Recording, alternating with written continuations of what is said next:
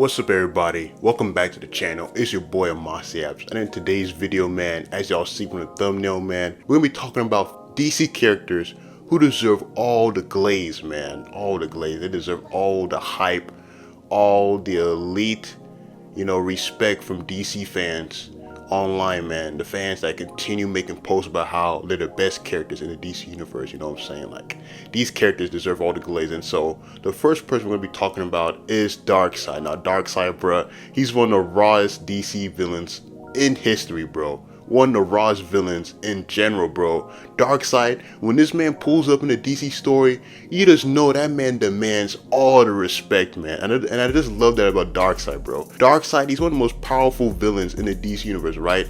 But the thing about Darkseid is that he just demands that respect. There's an aura about him. When he pulls up in a story, whether it be against Orion and the New Gods or Superman and the Justice League, when he pulls up, he'd be like, yo, y'all see I'm here, right? Y'all are not gonna ignore me, man. When I'm here, I'm the main character, I'm the main presence, and he really shows that greatly in all the stories he appears in. Like for example, Superman, Batman, Apocalypse, bro. I just love how he was lying in wait for Superman and Kara. He was there in their farmhouse.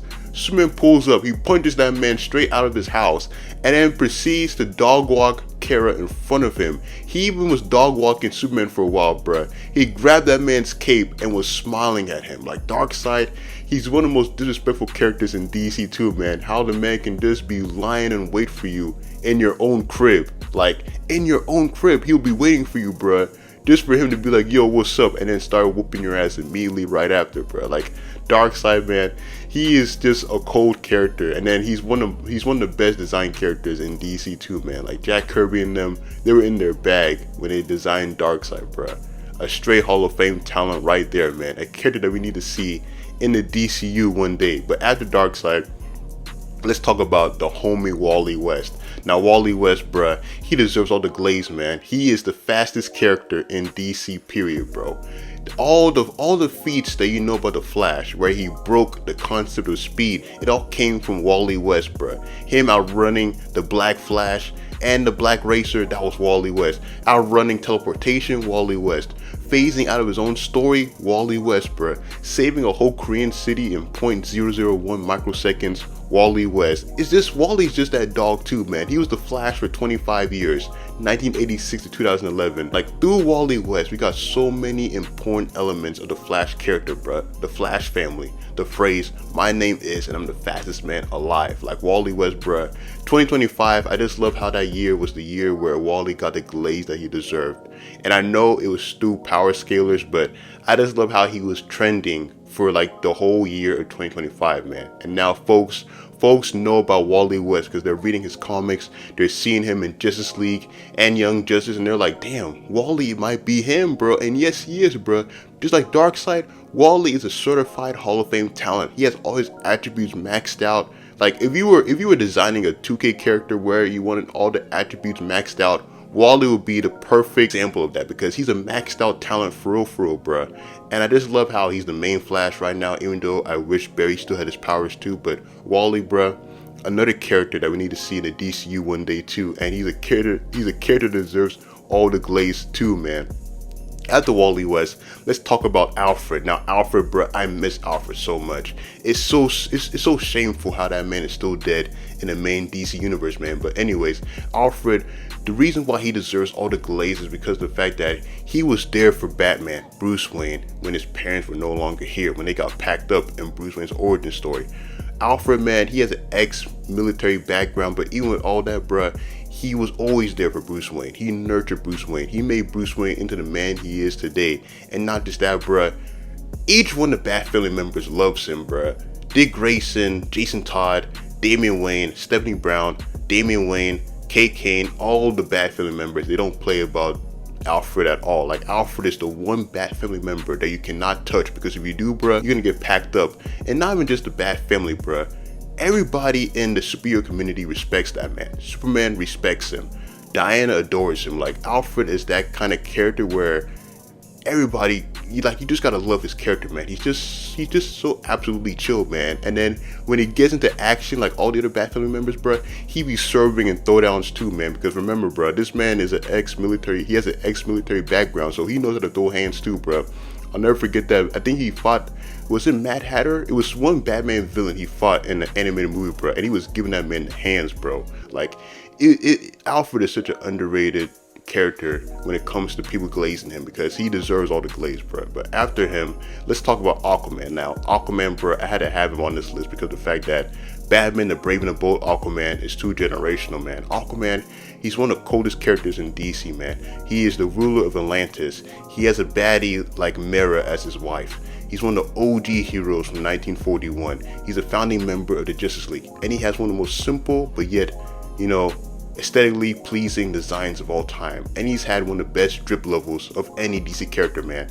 His OG design from 1941. That shit was so good that Mermaid Man had to steal it from him in SpongeBob, bro. You know what I'm saying? The 90s Aquaman design by Peter David and all of them, you know what I'm saying? Where he had the long hair, the beard, the gray and green design, man. And then the gold hook. That design is just too good, man. DC Rebirth Aquaman, which is essentially New 52 Aquaman and 90s Aquaman fused to one.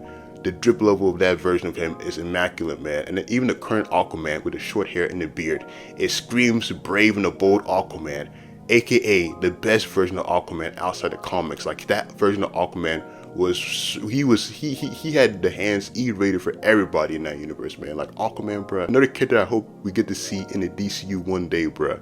Aquaman is certified for sure. After Aquaman, let's talk about Lady Shiva. Now, Lady Shiva is a very underrated character nowadays, bro, because of the fact that when she gets brought into a comic story, bro, she's always getting packed up, bro, and it's shameful too, because she's one of the best fighters in the DC universe, bro. Like, any DC fighter that you can think of, Batman, Cassandra Cain, any of them, she trained them.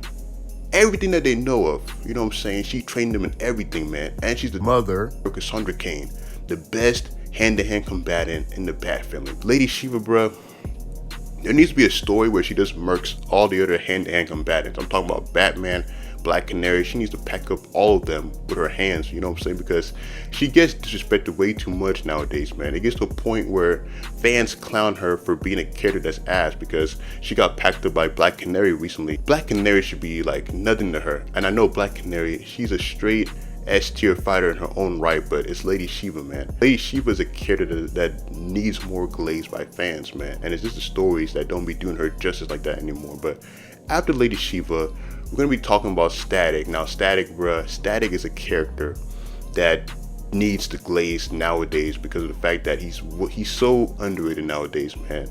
To think that this guy was way bigger in the 2000s, like, it's insane how he's not as big as he was in the 2000s, and it's all because of the milestone rights issues with them not being able to feature Static, Icon, Rocket, and all those other, milestone characters during the New 52 and even during DC Rebirth 2 because they couldn't use them. But anyway, Static, the reason why I like Static so much is because of the fact that his stories dealt with real life stuff, man. I'm talking about crime, you know what I'm saying, racism, all that stuff. Static stories never were afraid to talk about those kind of things, and I feel like we need that in today's time period. And not just that, bruh, his show was immensely popular. There was nobody in the 2000s who wasn't singing that man's song when it dropped on Cartoon Network or WB. And then he's a perfect example of a Spider-Man archetype. He's been around since 1993, and he's a character that, has evolved since then. He also is one of those characters that has one of the best designs ever, bro. His drip level is immaculate too, bro. His first design, the 2000s look, the Teen Titans look when he joined the Teen Titans in 2008, the 2010 look, the New 52 look, and all the designs he has now, and even Injustice 1 Static from the mobile game, bro, and the canceled one from Injustice 2. Static has always been one of those guys that deserves more love nowadays, man.